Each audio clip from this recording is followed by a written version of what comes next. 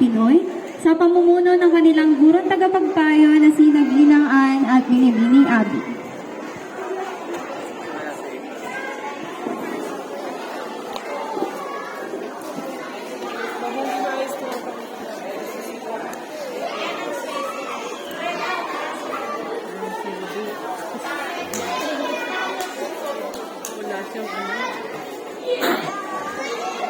Sige pa man yun.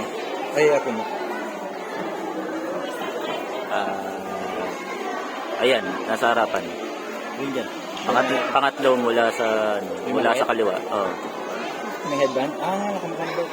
O, diba? Kamukha ni Bert, diba?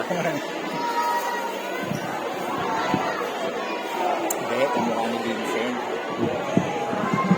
Vincent yung itsura. Vincent ba?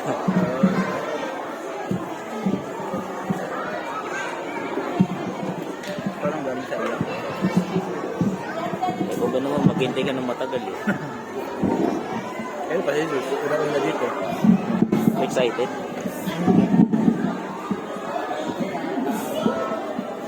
Dapat din ako yung selfie stick. May ganun ako yung selfie stick.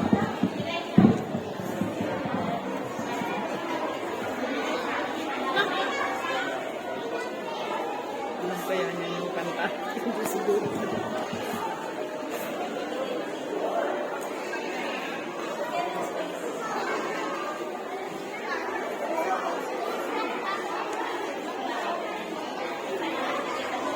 Yung nagtitinda, hindi pa nila alam kung anong presyo ng tinitinda nila.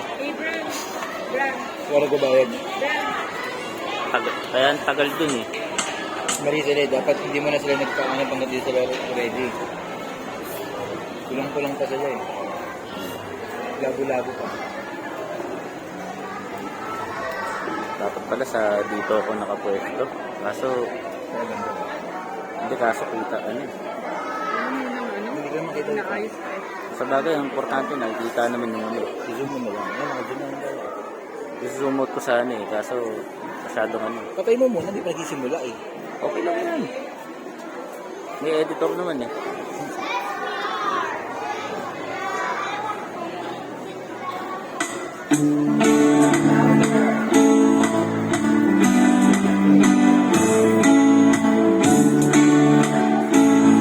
Para wala lang.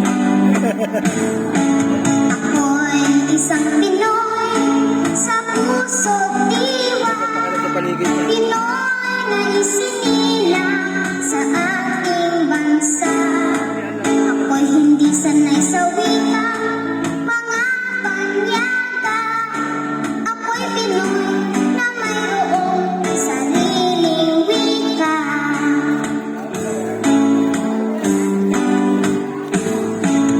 Wika ang bansa, ang gamit kong salita. Bayan kong sinilangan, hangad ko'y lagi ang kalayaan. Sikat Jose Rizal, nooy nagwika. Siya ay nagpangaral sa ating bansa. Ang tirang magmahal sa sariling wika ay higit pa ang amoy sa mabahong isda.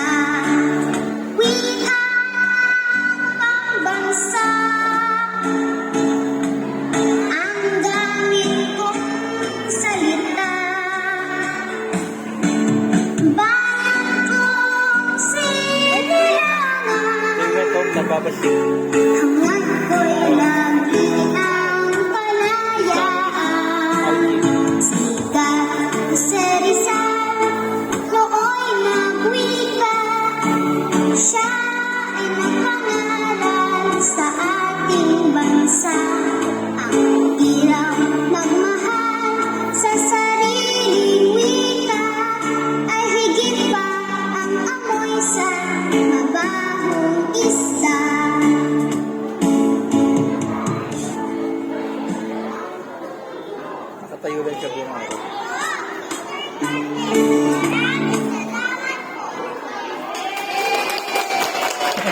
Dapat pakialam eh. Nakatayo lang eh. Pinakama... Pinakamadaling performance. Marami ito kasi nakatayo lang. Ay, hindi mo alam yata. Nahihiya yata eh.